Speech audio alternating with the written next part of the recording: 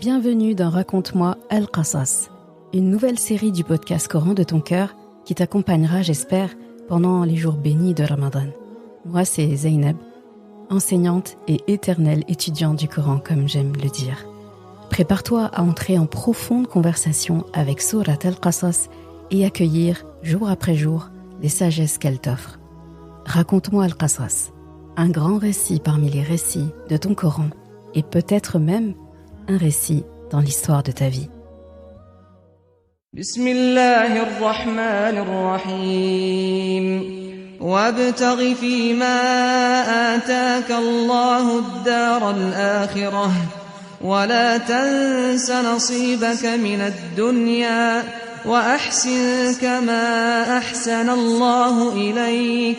ولا تبغ الفساد في الأرض إن الله لا يحب المفسدين قال إنما أوتيته على علم عندي أولم يعلم أن الله قد أهلك من قبله من القرون من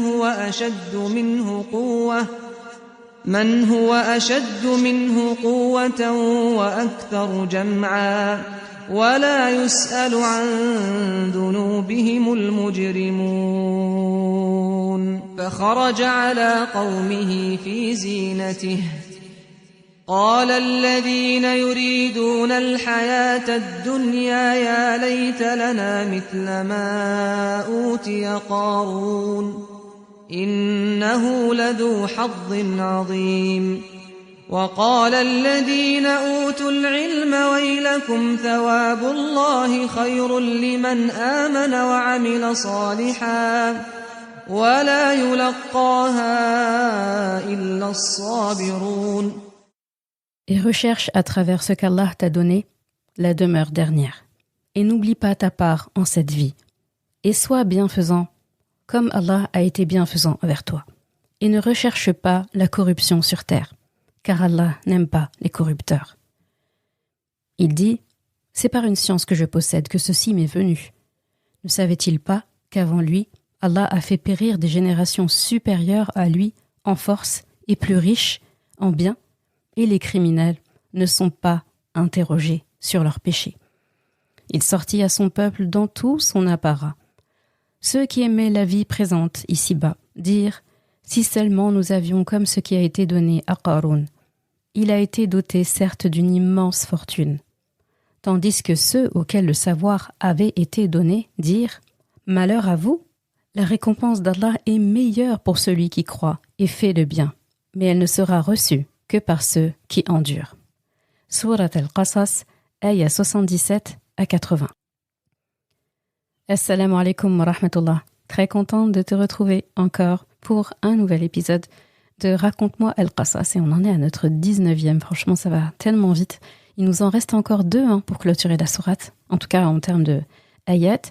Donc, l'épisode 20, puis ensuite l'épisode 21. Et vendredi prochain, on reprend le rythme classique d'un épisode par semaine. Oui, je sais, c'est pas facile de se dire que on va espacer maintenant et retourner au rythme d'avant. Et donc, dans l'épisode de vendredi prochain, eh bien, ce sera un épisode récap, comme je te disais. Et c'est aussi dans cet épisode-là que je te mettrai dans les notes de l'épisode le fameux quiz dont je te parlais pour pouvoir gagner la fameuse Umrah dont je te parlais à la fin de l'épisode 14, si tu veux le détail de ça. Alors, hier, on avait commencé donc le récit de Qarun, donc c'était la ayah 76, où Allah parlait de Qarun, donc le contexte, qui il est, qu'est-ce qu'il fait. Donc Allah l'a vraiment présenté par rapport à son comportement, par rapport aussi aux richesses qu'il possédait. Et donc, là, dans la ayah 77, ça continue en fait, parce que il y avait les gens de son peuple, donc des gens sages de son peuple, qui croyaient en Allah, qui avaient une certaine sagesse, qui lui ont dit « La tafrah ». Donc, ne fais pas preuve d'arrogance, ne sois pas trop enjoué, d'accord ? Et on avait expliqué de quelle sorte de joie on parlait. On parlait pas du fait d'être heureux tout simplement, parce que la personne qui est heureuse, la bonne joie, on va dire, elle mène forcément à la reconnaissance envers Allah. Et celle dont Qarun est entre guillemets victime, c'est celle de quelqu'un qui amasse en fait expérience sur expérience. Tu sais, ce genre de personnes en fait qui vivent que de une fête après l'autre, une jouissance après l'autre, un moment de joie après l'autre. Dans le sens, ils sont que dans la surconsommation d'expériences pour se sentir bien, d'expériences en tout cas, des expériences en tout cas toujours dans la consommation. Et bien sûr, pas de reconnaissance envers Allah dedans. Ils ont même pas le temps tellement ils sautent d'une expérience à l'autre. Ils finissent en fait par oublier qu'ils sont sur Terre, et ils finissent par oublier qu'ils ne sont pas au-dessus des lois, qu'ils ne sont pas au-dessus des gens. Et c'est comme s'ils vivaient dans un autre monde. Tu le vois des fois chez des personnes qui sont très très riches, très haut placées, certaines célébrités, etc. et tout.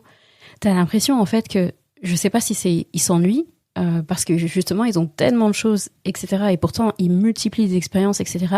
Mais t'as l'impression justement que en fait, ils sautent en fait d'événement en événement, de dépense en dépense, en fait, on sait pas qu'est-ce qu'ils font. Et du coup, tu vois des fois qu'ils ont des comportements hyper déviants. Ils vont consommer des drogues très dures. Ils vont avoir des comportements vraiment déviants, comme si en fait, moi j'ai beaucoup de peine quand je les vois comme ça. Je me dis en fait que c'est une manière pour eux justement de combler un vide. Toujours en fait se stimuler, se sentir vivre en fait, parce que finalement quand on a tout, quand on dispose de tout, on ne manque de absolument rien, on ne sait pas ce que c'est que la fatigue de devoir subvenir aux besoins de sa famille, on a vraiment tout ce qu'on veut en termes de richesse, on va dire. Ça, c'est pas un problème d'avoir tout ça. Le problème, c'est quand on l'emploie pas dans le bien. Le problème, c'est quand on l'utilise que pour soi. Les gens doivent être logiques, en fait. Comment est-ce qu'un être humain peut s'imaginer qu'Allah subhanahu wa ta'ala l'ait doté d'autant de richesses pour, en fait, ne le garder que pour lui, pour multiplier avec les dépenses, les expériences, lui et sa famille, et point barre, et de temps en temps, allez, je fais des petits trucs philanthropiques, etc. Comment la personne peut imaginer ça? Sachant qu'un être humain, si on regarde bien, c'est prouvé, en fait, si on regarde bien les données sociologiques, etc. et tout, un être humain qui mange à sa faim, qui a un toit où il peut circuler tranquillement, sa famille est en sécurité, ses enfants peuvent aller à l'école, lui peut avoir un boulot épanouissant. Elle a vraiment tout ce dont elle a besoin pour s'occuper bien aussi de sa famille. La santé, ça va. La famille, ça va. Eh bien, en fait, on est déjà riche avec ça. Et au-delà d'un certain montant de revenus, en tout cas, si on parle de choses qu'on ne consomme que pour soi, on ne parle pas encore de ce qu'on fait comme acte de charité, etc., je pense qu'au-dessus d'un certain seuil, on ne peut plus apprécier. Si c'est un argent qu'on ne partage pas, bien sûr, que l'argent qu'on doit consommer pour soi et sa famille rapprochée, au-delà d'un certain montant, ça n'a plus de goût. C'est comme du déjà-vu, ça devient du gaspillage. Je pense que, on va dire, le surplus, là, de richesse, par rapport à ce qui nous suffit pour bien vivre, hein, je parle pas de vivre vite fait, de bien vivre, de pouvoir avoir, donc, tout ce qui est, les premières nécessités sont réglées, le bien-être, c'est réglé. En fait, vraiment, les divertissements, etc. et tout, normaux qu'on aime avoir sont comblés. Mais au-delà de ça, en fait, qu'est-ce qui reste? Il reste dilapider son argent, il reste faire des choses un peu bizarres, avoir des comportements déviants, dépenser l'argent dans des choses, enfin, ça n'a ni queue ni tête. À la fin, ça ressemble à je ne sais quoi. Faut juste scroller un petit peu sur les réseaux sociaux pour voir ce que certaines personnes riches se font de leur argent. On se dit, mais ça va dans leur tête. Enfin, c'est l'ennui, en fait. C'est vraiment l'ennui. Et c'est ce surplus-là, comme je disais, par rapport à ce dont on a besoin pour être bien sur le plan matériel et être très à l'aise, eh bien, il n'a de goût et il n'est utile, il n'est agréable que si il est partagé avec d'autres, redistribué même, je dirais. Et la satisfaction que ça apporte, la baraka que ça apporte, ça n'a pas de prix. Donc voilà ce que signifiait justement la tafrah hier quand les pieux du peuple de Qarun étaient en train de le conseiller. Et ils continuent leur discours. Tu vas voir que il donne 5 conseils, là, entre la ayah d'hier, 76, et aujourd'hui, tu peux déceler 5 conseils. Donc le premier, la tafrah, ne t'en joue pas, ne sois pas trop arrogant, ne te prends pas pour ce que tu n'es pas, d'accord? Deuxièmement, et recherche ce qu'Allah t'a donné. Dans ce qu'Allah t'a donné, la demeure dernière. Donc, wabtari fi ma ataka Allah ad-dar al-akhirah. Donc, recherche dans ce qu'Allah t'a donné, al-akhirah. Et là, ils disent pas al-akhirah seulement, ils disent darul akhirah. Donc la demeure, la maison dans l'au-delà. C'est impressionnant justement qu'ils aient parlé de maison, comme pour dire, tu vois, tout ce que tu possèdes ici, eh bien, c'est rien du tout comparé à une seule maison que tu aurais au paradis en fait. Ça ne se compare pas. Et donc ça, c'est le deuxième conseil. Je vais parler aussi du troisième directement et après, comme ça, on pourra les expliquer ensemble. Et après, ils disent « Wala tansa nasibaka min ad-dunya ». Donc, n'oublie pas ta part dans la dunya. Et ça, c'est très beau et très intelligent, en fait, que ce conseil apparaisse ici. Parce que dans tout, dans la vie, on équilibre. Et regarde comment il parle de nasib, donc nasaba, dedans, il y a la même racine qui sert à dire nisab, tu vois, c'est la part qu'on paye quand on verse la zakat. On regarde le prix du nisab, d'accord ? Donc c'est l'outil de mesure qu'on va utiliser justement pour savoir par rapport à l'once d'or, etc., le cours de l'or, comment on fixe la zakat. Donc pour dire, en tout cas, c'est quelque chose qui a une part et c'est une part de valeur. N'oublie pas ta part de valeur dans ce monde. N'oublie pas de te réserver une bonne part ici-bas, dans cette dunya. Et là, on a des mots-clés qui reviennent, en fait. On a des mots-clés qui reviennent. Akhira revient, dunya revient. Et ça, ce sont des mots-clés qu'Allah subhanahu wa ta'ala nous a déjà donnés dans cette sourate-là. Et donc, c'est comme si Allah mettait en application. On regarde quand quelqu'un l'applique, quand quelqu'un en parle dans la vie concrète, qu'est-ce que ça donne. Ici, on a akhira et dunya. Et cette ayah vient nous montrer qu'en fait, qu'elles ne s'opposent pas. Elles ne s'opposent pas déjà parce que, déjà, elles ne sont pas comparables. Rappelle-toi de la métaphore de dunya qui n'est rien d'autre en fait que les gouttes d'eau en fait qui sont suspendues à ta main si tu la trempais dans un océan. Al-akhira et l'océan. Ad-dunya, c'est les gouttes d'eau là que tu as réussi à tirer avec tes doigts. Donc c'est infime. Donc est-ce qu'on saurait comparer ça et ça ? On peut pas comparer en fait. Donc on comprend que ad-dunya, c'est un peu le sort de laboratoire dans lequel on séjourne, le temps de faire nos preuves, le temps d'amasser justement les bonnes provisions pour Al-Akhirah.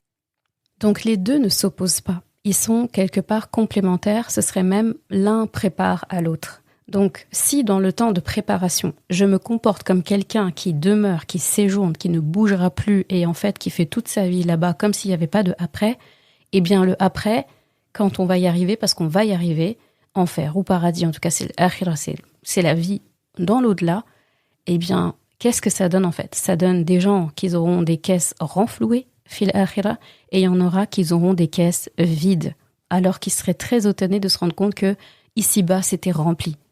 Et ce que j'aime beaucoup aussi dans cette ayah, c'est que ça nous rappelle que la richesse, je te l'avais dit mais je le répète, n'est pas un mal en soi.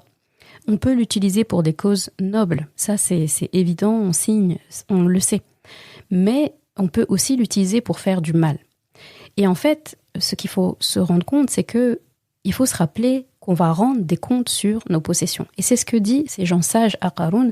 Rappelle-toi que tu vas rendre des comptes sur toutes tes possessions là. D'accord ? Donc, tu n'as pas de quoi t'en jouer et de quoi être arrogant de posséder autant. Parce que si on réfléchit logiquement, plus tu possèdes, plus tu vas rendre des comptes à Allah. Et rappelle-toi que ton jugement sera plus long que les autres. Et là, repense à tous ces kunuz là qu'il a, ces entrepôts remplis, dont les clés, en fait, juste les clés pour les porter, il faut un groupe d'hommes qui va les porter non sans peine, d'accord, avec beaucoup de pénibilité. Donc imagine, là on parle pas de...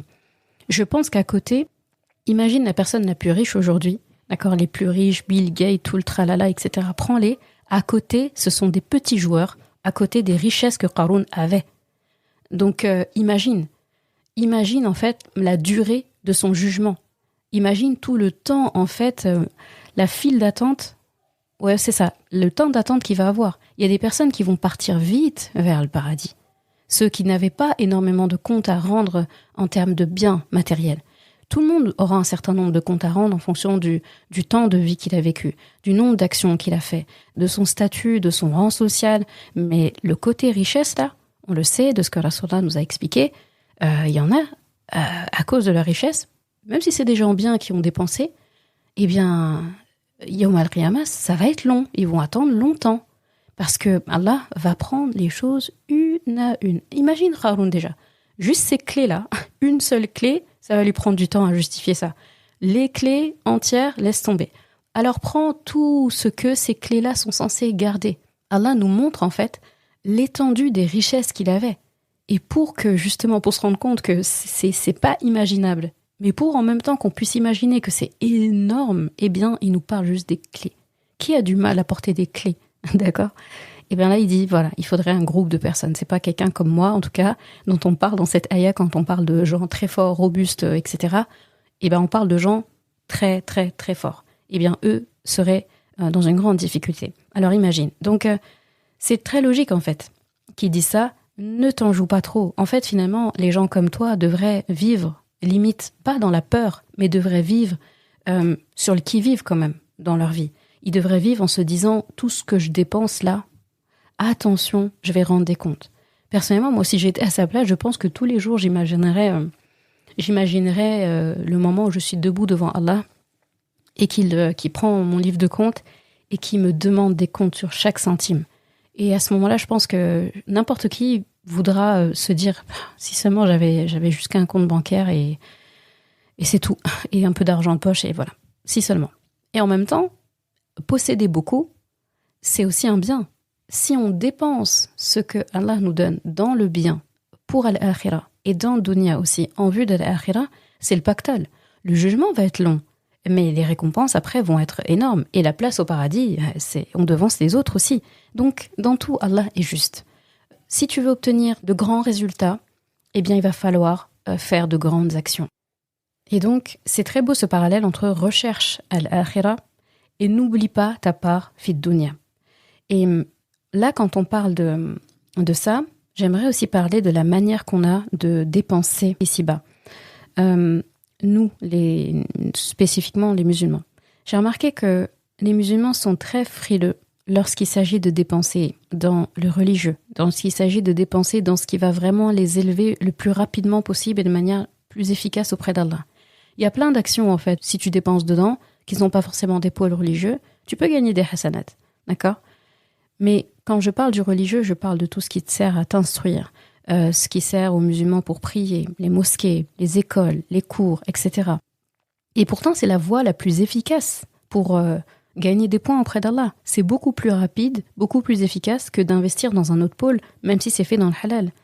Pour rechercher l'akhira en dépensant ses biens, dépenser dans le religieux, dans ma pratique religieuse est beaucoup plus intéressant.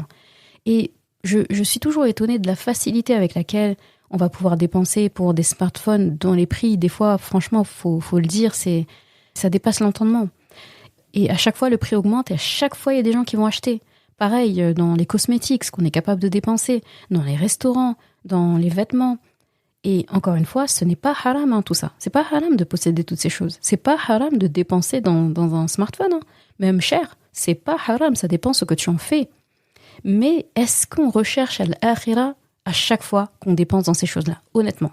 Est-ce que quelqu'un, quand il achète un smartphone, il pense à l'akhira? Il se dit, j'achète ça comme investissement pour mon akhira. Ça a l'air grand comme question, comme ça. Mais en réalité, c'est la question qu'on devrait se poser. Et pourtant, je me dis que chaque jour, en fait, dans ce que je dépense, je devrais me demander, tu dois te demander, dans tout ce que j'ai dépensé aujourd'hui, quel pôle de dépense a été fait pour l'akhira? Si je dépense dans des cours pour apprendre à lire l'arabe, dans le but de pouvoir lire le Coran, et lire le Coran, j'ai pas besoin de faire de dessin sur ce que ça rapporte. Ça, c'est pour l'akhira. Direct, si c'est fait avec un cœur sincère, bien sûr. Si je dépense pour prendre en charge un orphelin, vraiment de manière complète. Si je dépense pour distribuer des repas pour des nécessiteux, distribuer des repas d'iftar en plein Ramadan, si je dépense pour une umrah, si je dépense dans l'éducation religieuse de mes enfants, si je dépense en cadeaux ou pour faire des courses ou pour soulager ou pour faire juste plaisir à mes parents. Un homme, toutes les dépenses qu'il fait pour sa famille, les hommes, Inch'Allah, c'est un grand honneur qu'Allah vous fait à travers ça. Eh bien, tout ça, ce sont des dépenses pour l'akhira. Mais au moment où je les fais, est-ce que j'y pense? Et on arrive, par exemple, aussi à payer de grandes écoles d'ingénieurs, d'architecture, plein d'écoles qui sont pas, où il faut vraiment dépenser, il n'y a pas de remboursement, il n'y a pas de boursier, il n'y a pas, des grandes écoles, des grandes prépas, par exemple. Et on se plaint quand on doit payer quelques euros pour des cours de Coran. Je dis bien quelques euros. C'est rien comparé à ce qu'on en obtient. Personnellement, je ne compte pas ce que j'ai dépensé dans mon apprentissage coranique. Je parle pas d'apprendre par cœur. D'apprendre par cœur le Coran seulement. Ça, une fois que c'est fait, il reste plein de choses à faire. Je ne sais pas à combien je suis de dépenses pour mon Coran. Et si je dois rajouter, je rajoute. Chaque opportunité, je la prends. C'est censé être un meilleur ami. C'est censé être celui qui, j'espère, Yawm al-Qiyamah, apparaîtra sous la forme d'un personnage et d'une personne et va témoigner pour moi auprès d'Allah. C'est la parole d'Allah qui témoigne devant Allah pour nous. Et c'est les hadiths qui nous le disent, que le Coran va apparaître sous la forme de quelqu'un. Et on sera étonné, on va se dire, c'est qui celui qui est juste à côté de moi et qui prend ma défense là comme ça et qui intercède pour moi, j'ai même pas besoin de me justifier. Eh bien, c'est ton Coran et il va se présenter comme ça, imagine. Donc il y a des gens, Yawm al-Qiyamah, qui vont se sentir très seuls. Ceux justement qui suivaient les mauvaises personnes et au moment où ils vont vouloir leur soutien, ces gens-là vont dire, ah là, je le connais pas. C'est pas mon problème. Ah, c'est pas moi qui l'adorais, hein. C'était ses passions, je sais pas quoi, je le connais pas. Donc il y a ça, et il y a le fidèle des plus fidèles, le Coran, qui lui ne te quittera pas. Pourquoi ? Parce qu'ici-bas, tu l'as pas quitté. C'est ça qu'on recherche. Donc si je peux obtenir ça, parce que je dépense, parce que je transmets, parce que j'apprends, parce que j'applique, j'explique, etc. Bah là, par exemple, typiquement, ce podcast, je cherche à l'akhira. Voilà, c'est un exemple. Toi, en écoutant, tu cherches à l'akhira. En tout cas, formule l'intention. Chaque fois que tu vas discuter de sujets en lien avec le Coran, prenons Al-Qasas par exemple, et je sais que beaucoup, maintenant, c'est des sujets de discussion dans leur famille, ils ont des plans d'action dedans, ils ont tiré plein de conseils à appliquer, ça a changé leur vision des choses dans certains domaines de leur vie. Les retours et les témoignages que j'ai depuis le début de Ramadan sont tout simplement... moi, c'est hyper émouvant pour moi de les lire, et je les lis quasi tous. C'est très beau. Et ça, c'est pas moi, c'est le Coran en fait qui s'est révélé à vous. Tout simplement, moi j'ai été qu'un vecteur. Et bien tout ce que tu vas pouvoir appliquer dorénavant, juste en se basant sur Al-Qasas et toutes les sourates que tu auras lues, appris, médité, c'est ton akhira. Et bien ça, c'est des choses qu'il faut avoir en tête. Donc, ne sois pas trop enjoué. Dépense de ce qu'Allah t'a donné pour ton akhira. N'oublie pas ta part ici-bas. Et dans le n'oublie pas ta part ici-bas, c'est très important. Donc, Fid Dunya, ça aussi, je voulais le dire. En fait, faut pas oublier de dépenser pour toi. C'est ça qui est beau dans cette ayah. Elle est équilibrée. Et ce sont ces gens du peuple de Moussa, alayhi salam, qui parlent. Mais Allah, en le consignant ici dans le Coran, il est en train de nous dire que c'est quelque chose qu'il nous recommande aussi. Donc, eux, ils parlent à Qarun. Nous, on doit aussi prendre l'exemple. D'accord ?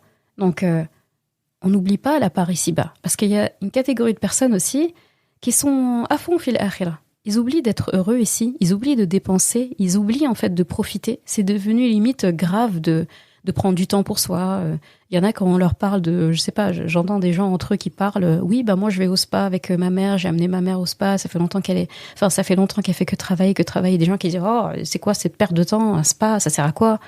Bah, ça sert à se détendre, ça sert à faire du bien, ça sert à partager un moment avec quelqu'un de notre famille, un ami ou une amie, quelqu'un qu'on apprécie. C'est pas du temps perdu, pas du tout. Le spa serait un temps perdu si tu le fais à une heure où tu devrais prier normalement, par exemple, et tu rattrapes pas ta prière, et le temps de prière est dépassé. Oui, là, c'est délétère. Mais prendre soin de son corps, prendre soin de sa santé, prendre soin de son bien-être et de sa santé mentale, ça, c'est pas palpable peut-être, mais c'est aussi cultiver son akhira. Et c'est surtout ne pas oublier sa part, Fid Dunya. Et pourquoi ? Parce que si tu oublies ta part, Fid Dunya, tu es frustré petit à petit. Tu es frustré et tes actions pour l'akhira prennent un goût complètement différent.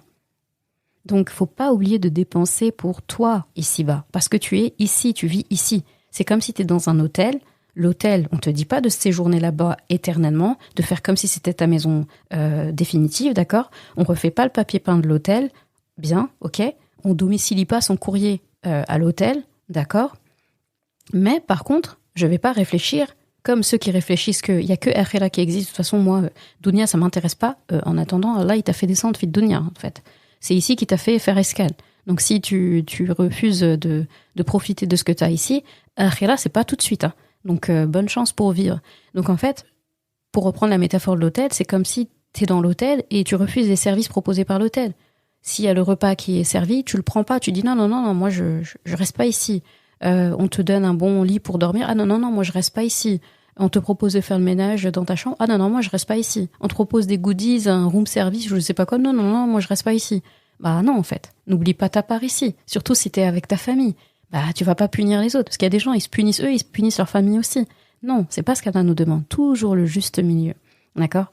Donc prendre soin de toi et de ta famille. Ne fais pas comme Picsou, quoi. Ne fais pas comme Picsou.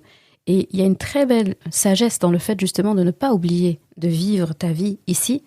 C'est parce que on sert toujours d'exemple aussi pour les autres. Surtout quand on a les moyens, entre guillemets. Là, je parle pas forcément des gens très haut placés. Hein. Bien vivre, être au-dessus du seuil de pauvreté, c'est déjà énorme. Hein. Vivre convenablement, juste ça déjà. Les gens nous observent.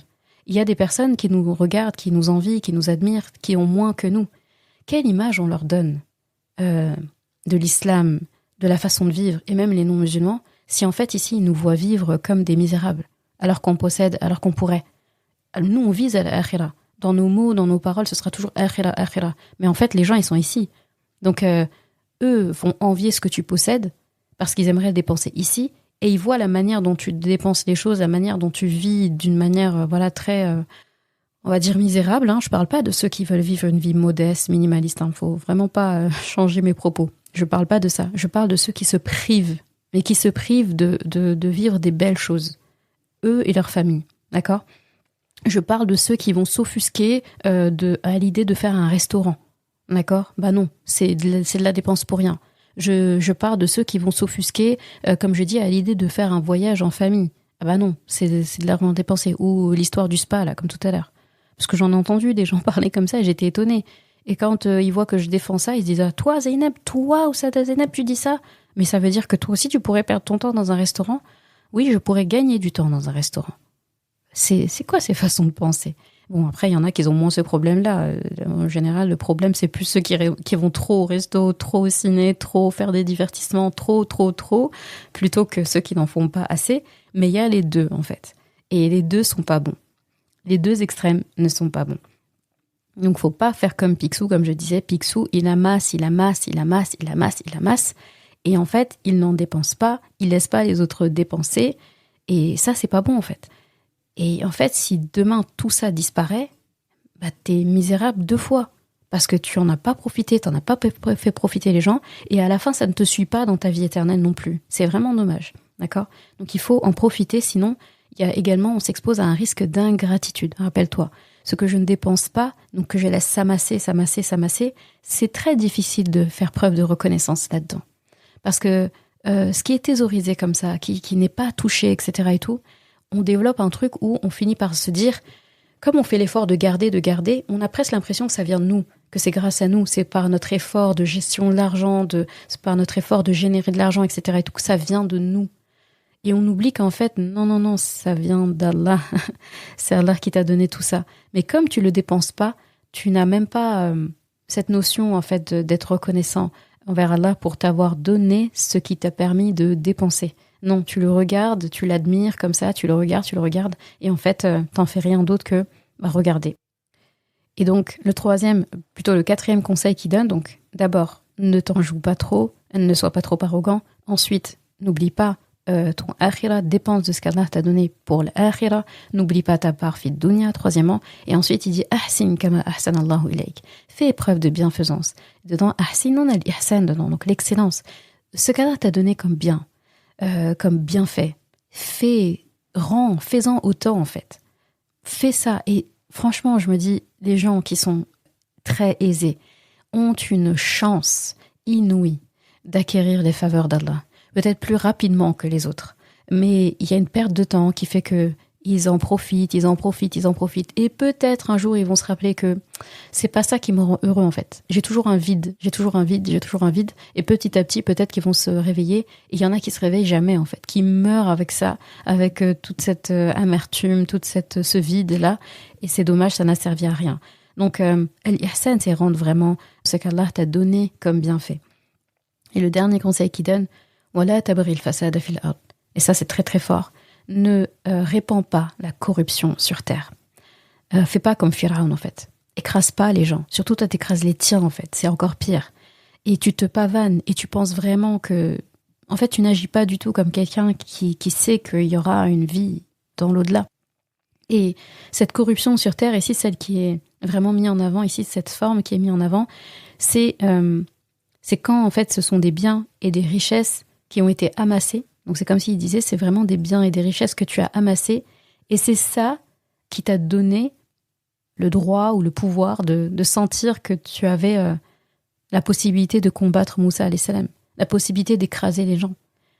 Et ça, c'est gravissime. Il y a des personnes, au-delà d'un certain niveau de vie, ils pensent en fait qu'ils sont au-dessus des gens, au-dessus des lois, tout simplement. Et on le voit dans sa réponse à Qarun. Qu'est-ce qu'il dit ? Il dit, c'est par une science que je possède de tout ce qui m'est venu. D'accord ? Donc là, on le conseille. Et c'est très important de prendre le conseil quand on nous le donne. D'accord ? On le conseille, mais clairement, il n'aime pas ça. À ce qu'il dit, innama utituhu ala ilmin indi.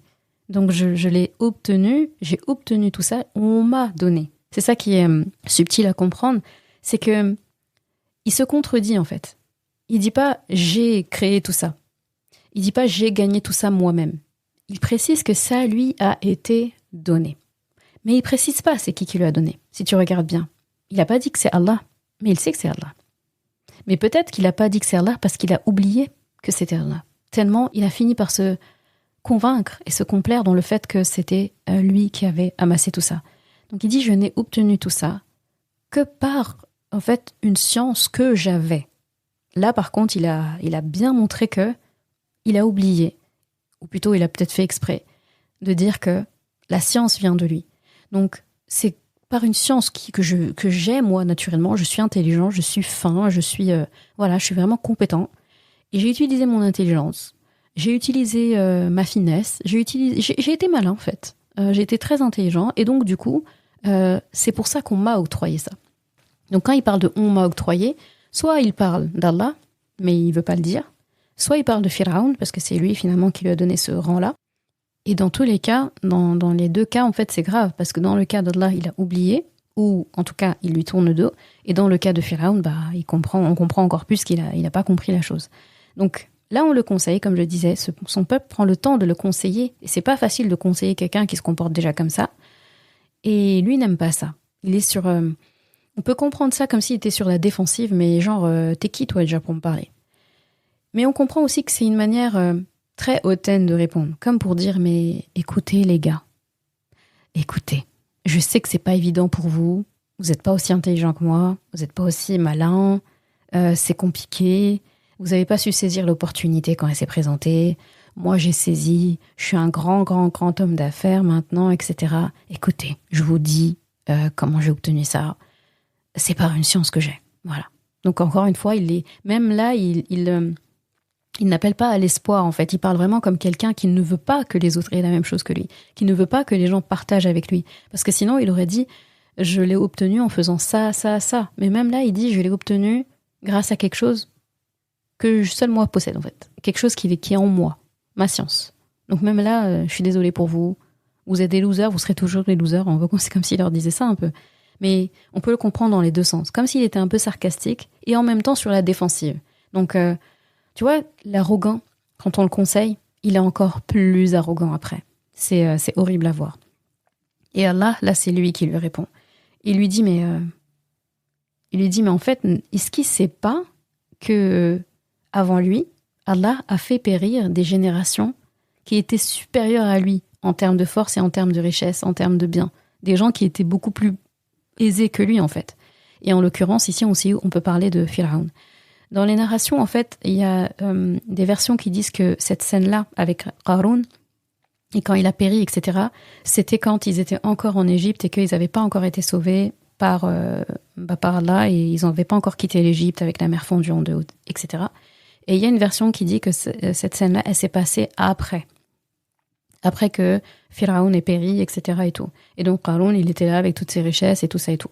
Bon, les deux peuvent se tenir, mais c'est vrai que comment est-ce qu'on pourrait parler d'autant de richesses, d'autant d'entrepôts, etc. et tout, s'ils ont émigré ? C'est compliqué de bouger avec toutes ces richesses-là, donc Allahu A'lam, je sais pas.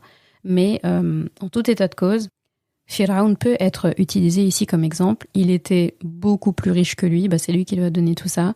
Et il était beaucoup plus haut placé que lui. Il y a des peuples avant aussi qui ont eu plus que lui, d'accord, des générations entières, d'accord, le peuple de Salih, Thamoud, tout ça, ils étaient hyper riches et ils ont péri pourtant.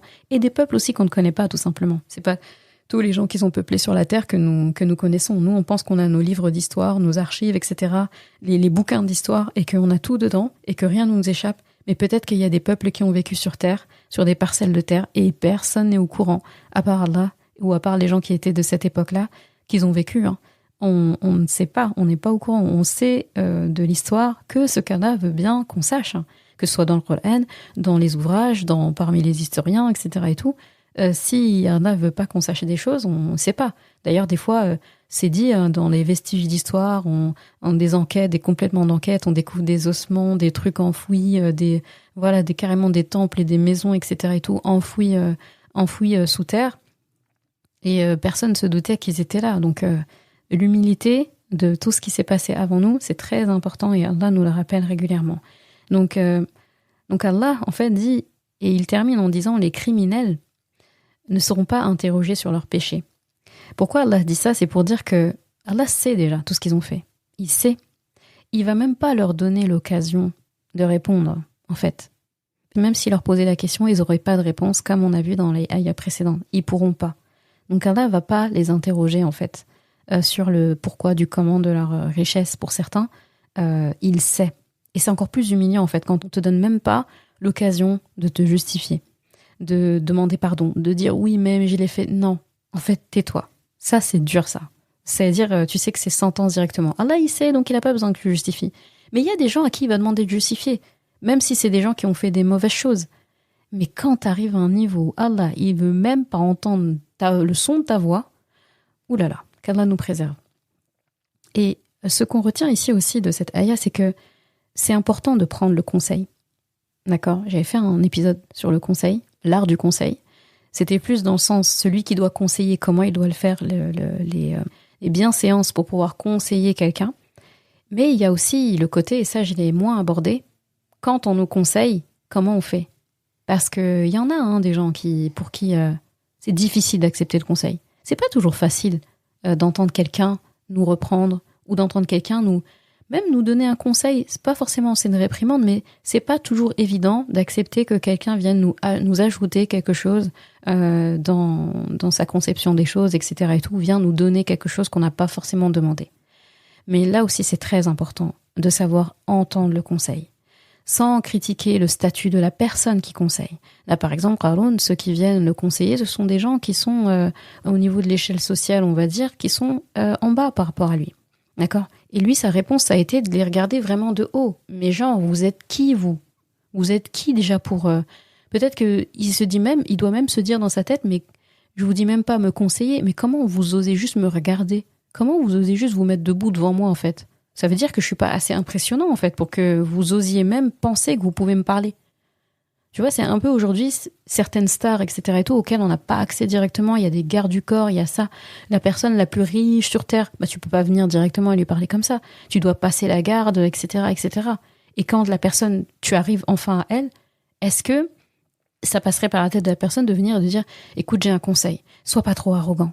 Et vise al-akhira, et vis quand même ici un peu sur terre et tout, et sème pas la corruption, et fais le bien comme Allah t'a donné du bien, par exemple. Est-ce qu'il y a quelqu'un qui aurait le courage de faire ça? Il n'y en a pas beaucoup qui le font. Et quand bien même ils ouvriraient juste un peu la bouche, juste pour dire, hey, j'ai un conseil à te donner, une personne n'a même pas commencé à parler, on va dire, mais tu te prends pour qui en fait? Et la question, j'ai envie de la retourner à la personne qui pose la question. Tu te prends pour qui? L'argent. Depuis quand l'argent donne un statut? Je parle sur le plan humain. Ça peut pas donner... En fait, quelque chose d'éphémère ne peut pas donner un statut à quelqu'un. Quelque chose d'éphémère ne peut pas donner un rang à quelqu'un auprès d'Allah. Surtout quelque chose que tu n'as pas créé, que tu ne t'es pas octroyé tout seul. C'est comme vouloir se prendre pour quelqu'un ou vouloir être au-dessus des autres parce qu'on a tête très physique, parce qu'on est grand, ou parce qu'on est brun, ou parce que, je sais pas moi, on a les yeux de telle couleur, ou c'est illogique en fait. T'es en train de faire une compétition avec des gens et Aucun d'entre vous n'a choisi ces critères pour lui-même. C'est impossible, en fait, de juger sur ce critère-là. Eh bien, il y a des gens qui font ça avec l'argent. L'argent donne un certain statut social, peut-être. Donne un pouvoir d'achat. Donne une certaine notoriété, peut-être aussi. Mais auprès d'Allah, ça ne te donne aucun rang. Hein. Auprès d'Allah, ce n'est rien. C'est éphémère, c'est dunya. Dunya, Allah, c'est comme de l'eau pour lui. C'est quelques gouttes. C'est rien. Pour lui, c'est rien. Et pour nous, ça semble être tout. C'est impressionnant comment l'être humain peut s'attacher autant à quelque chose qui est que poussière, qui sera que poussière un jour. Et donc, je reviens à ce que je disais, c'est très très important de savoir prendre le conseil de la personne qui le donne au moment où elle le donne, surtout si elle dit une vérité. J'irai même plus loin. C'est important d'entendre aussi ce que ceux qui ne nous aiment pas ont à dire. Parce que la personne qui nous aime pas, qui prend le temps de nous dire quelque chose, ça veut pas dire qu'il faut prendre tout pour argent comptant. Mais même de notre ennemi, entre guillemets, c'est pas très bien d'avoir des ennemis, mais même de quelqu'un qui ne t'aime pas du tout, d'accord ? S'il te dit quelque chose, cette personne te dit quelque chose, quand même, prête l'oreille de temps en temps. On apprend toujours quelque chose. Même si c'est pas sur soi, on peut apprendre, parce que des fois, ce que la personne dit, c'est qu'un miroir de ce qu'elle a envie de se dire à elle-même. En réalité, elle parle d'elle, hein, souvent. Mais même là, t'apprends des choses. Pourquoi est-ce que c'est à toi qu'elle l'a dit ? Pourquoi elle l'a pas dit à quelqu'un d'autre ? Parfois, les haters, les gens qui nous aiment pas, etc. et tout, ils nous apprennent des choses sur nous-mêmes. Mine de rien, ils essayent de se dire des choses, ils t'envient sur des choses, ils ont des problèmes avec eux-mêmes, ils n'ont pas le courage de faire face à ça et ils viennent cracher leur venin sur toi. Même en faisant ça, ils te montrent qu'ils te font confiance. Ils te montrent en fait qu'ils ont envie de parler avec toi, qu'ils te jugent suffisamment de confiance en tout cas pour recevoir ce qu'ils ont envie de dire. C'est très abstrait ce que je dis là, peut-être ça semble un peu loin comme idée, mais ce que je veux que tu retiennes, c'est que tu peux entendre de tout le monde. Et pour ça, il faut avoir un détachement. Ce que la personne dit n'influe pas, ne rentre pas dans ton ADN ou sous ta peau, en fait. C'est vraiment sa perception des choses qu'elle est en train d'amener. Même si dans ce qu'elle dit, il y a du vrai. Si elle dit « Oh, t'es méchante » ou « Oh, tu m'as mal parlé tout à l'heure », on va pas dire « Ah ben non, tu parles de toi ». Non, il faut écouter aussi. Mais avec détachement. Comme Omar ibn Khattab, quand quelqu'un lui parlait, lui disait ses défauts, on ne parle même pas de conseils, un défaut. Il remerciait la personne, il lui faisait des invocations. Parce qu'il s'est dit, cette personne, elle m'a fait gagner du temps. Elle m'a permis, en fait, de ne pas m'approcher des péchés. Dans la ayah suivante, donc là, on voit qu'il n'a pas du tout, non seulement il n'a pas apprécié, il s'est encore plus enflé d'orgueil. Parce qu'en fait, ce qu'il fait, il fait pire. Et ça, c'est le comportement des orgueilleux.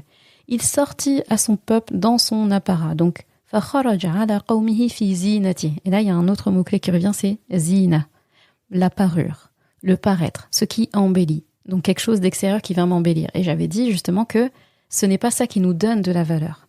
Ça nous donne une certaine prestance, ça nous rend plus beau, plus belle, plus élégant. Mais ce n'est pas ça qui nous donne de la valeur. Et c'est quelque chose aussi de temporaire, ça va s'enlever. Donc là, Qarun, normalement, il est censé sentir que bientôt, ça va peut-être lui être retiré. Mais il vit comme si c'était quelque chose qui était collé à la peau. Il vit avec ces richesses-là comme si c'était un vêtement qu'il ne devait pas enlever. Et qui ne va jamais s'enlever, qui ne va jamais s'user. Donc il fait encore pire. C'est comme si on lui dit ça et il dit « D'accord, c'est comme ça que vous voyez les choses ?» Et bien l'après-midi même ou le lendemain, il vient avec plus de choses. Et là, cette fois-ci, Allah insiste. Donc il est sorti vers son peuple, donc il s'est exposé exprès le lendemain pour apparaître, pour montrer ce qu'il avait. Donc sûrement il a pris son plus beau cheval, le plus cher, ses plus chers habits, ses bijoux, ses gardes, et il s'est mis à sortir et à passer et à se pavaner. Et ça va les gens, pas trop compliqué la vie aujourd'hui, ça va, oui. Mais c'est pas le genre de personne qui va donner des conseils, qui va aider ou quoi que ce soit. Vraiment, juste pour narguer les gens, d'accord ? Et là, Allah parle de certaines personnes qui vont le voir. Donc là, Allah précise ceux qui aimaient la vie ici-bas. Donc ceux qui aimaient, qui voulaient hayatud dunya, un autre mot-clé qui vient. Donc ceux qui veulent l'éphémère vont voir quelque chose qui est miroité auprès de Qarun et ils vont dire, donc c'est traduit par si seulement nous avions comme ce qui a été donné à Qarun, il a été doté certes d'une immense fortune. Bon là, Ça, c'est avec le langage de l'époque. Hein. C'est, à l'époque, ils auraient dit ça.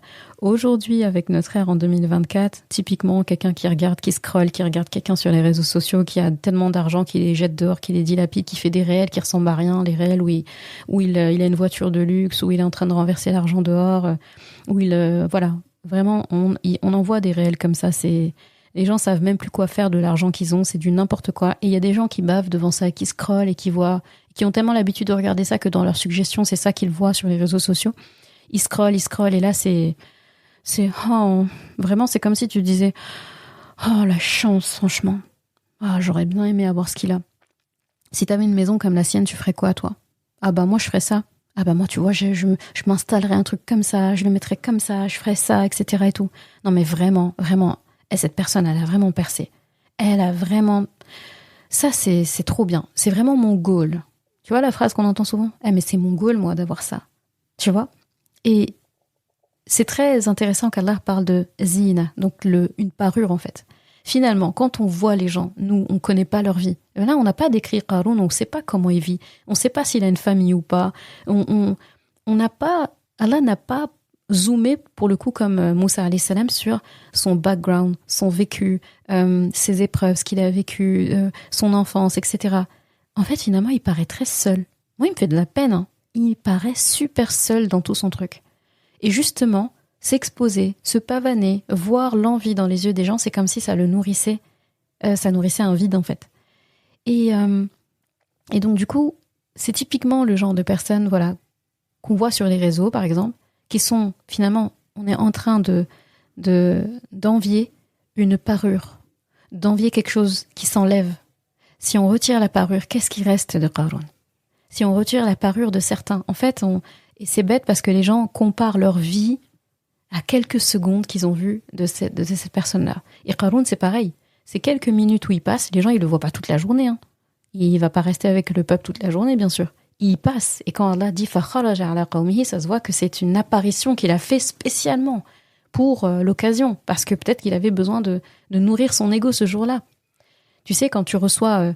quand t'es comme Qarun, hein, on ne l'est pas, mais une personne orgueilleuse qui reçoit des paroles comme ça, là où il attendait qu'on l'adule, etc. et tout, et qui, un peu contrarié, sa manière de répondre, c'est comme si, en fait, il cherchait à se prouver quelque chose. Il a vraiment les signaux de quelqu'un qui s'estime pas du tout. Donc, du coup, c'est comme s'il se remettait un peu dans le miroir. Non, mais pour qui ils se prennent? Pour qui ils me prennent? Ils voient pas... Tu vois, les gens qui parlent tout seuls, là, et en même temps... Ils se disent, non, moi je suis quelqu'un. Bah oui. Et là, il sort, il dit, ils vont voir ce qu'ils vont voir. Et là, il sort devant tout le monde et il en montre encore plus. C'est pareil pour certains qui sont dans un vide pas possible. Là, je parle bien sûr de ceux qui ne croient pas en Allah, qui dépensent, qui sont arrogants, etc. Je parle pas de ceux qui sont aisés. De toute façon, les gens qui sont aisés, qui possèdent, qui croient en Allah, qui visent l'akhira tout en vivant fit dunya, c'est pas eux que tu vois se pavaner sur les réseaux. C'est pas eux. Donc, ceux que tu vois, en général, voilà, c'est moyen. Et donc, c'est dommage, en fait, de comparer, pour ces gens-là, quelques minutes d'apparition de Qarun à leur vie. Et qu'est-ce qu'ils ont à lui envier? Ils sont les musulmans de l'époque. Ils ont Allah de leur côté. Ils ont un prophète parmi eux. Qu'est-ce qu'ils regardent Qarun, en fait? Ça n'a aucun sens. En plus, tu envies quelqu'un dont tu sais, en fait, qui va cafeter auprès de Pharaon contre toi. Donc, tu arrives quand même à l'admirer. Et ici, c'est ce qui arrive ici-bas. Je sais, je fais beaucoup le parallèle avec les réseaux. J'aime beaucoup cette comparaison-là parce qu'elle est très parlante, en fait. Et tout le monde y est. Et ben, c'est typiquement ça. Il y a des gens, en fait, ils vont clairement te dire « je l'aime pas. Lui, je l'aime pas. » Ce sont des haters. Et pourtant, ils regardent leurs stories et leurs trucs tous les jours. Ils scrollent ce qu'ils font tous les jours. Ils sont au courant s'ils ont des bad buzz, s'ils sont en dépression, s'ils sont ceci, s'ils n'ont pas posté depuis des jours. Ils sont au courant de tout. Mais ils les détestent. Bah là, c'est un peu ça. C'est-à-dire que là où normalement c'est Qarun qui devrait les envier, pour leur foi, pour leur rang auprès d'Allah, parce que des gens qui souffrent comme ça, bah auprès d'Allah, Allah va vraiment être les récompenser, en plus il va les sauver, c'est Qarun qui devrait les envier. Pas l'inverse. Et là, c'est eux qui arrivent à envier quelqu'un qu'ils devraient limite et qu'ils détestent sûrement, d'accord? Quelqu'un qui les vend et qui s'enrichit. Donc, vous enviez les richesses qui ont été générées par une trahison, par de la violence, par de la tyrannie. C'est quand même un niveau bas. Hein. Et c'est pour ça que dans la Ayah 80, les gens qui ont appris, donc ceux qui ont le savoir, la science, et Allah remet vraiment les choses à l'ordre. Donc ceux à qui Allah va vraiment donner une vraie science, donc pas celle que Qarun croit avoir, ils disent « Wailakum, thawabullah khayr ». D'accord ? Donc ils disent, mais qu'est-ce qui vous prend ? C'est traduit malheur à vous. Donc aujourd'hui, dans notre langage aujourd'hui, mais ça va pas ? Mais vous vous entendez parler ? La récompense d'Allah, elle est bien meilleure pour celui qui croit. Donc là, c'est les mots-clés qui reviennent. Celui qui croit, celui qui fait le bien, amal salih, salaha, islah, le fait de réparer, de faire des bonnes choses, le fait de faire du bien. Donc ceux qui font ça, et il précise en fait, et ça ne sera reçu, cette récompense, que par ceux qui font preuve de sabr. As-sabirun. Pas les autres en fait. La patience. Et dans As-Sabr, on entend quelque chose qu'on cultive, quelque chose qu'on prend le temps de travailler. Donc les belles choses prennent du temps. C'est pas quelque chose qui s'obtient comme de manière vile, comme ce que Qarun a obtenu. Il a obtenu de l'argent facile, rapide. Il s'est pris les faveurs de Fir'aun. En faisant quoi ? Tu sais, l'argent qui est gagné de manière illicite. Il faut se méfier des choses qui sont générées rapidement, qui n'ont pas demandé beaucoup de travail, qui ne demandent pas beaucoup de travail au quotidien, et dont on peut bénéficier comme ça et se pavaner de ça tous les jours comme ça tranquillement. Il faut se méfier de ça. Vous êtes en train de construire quelque chose de plus grand, de plus fort.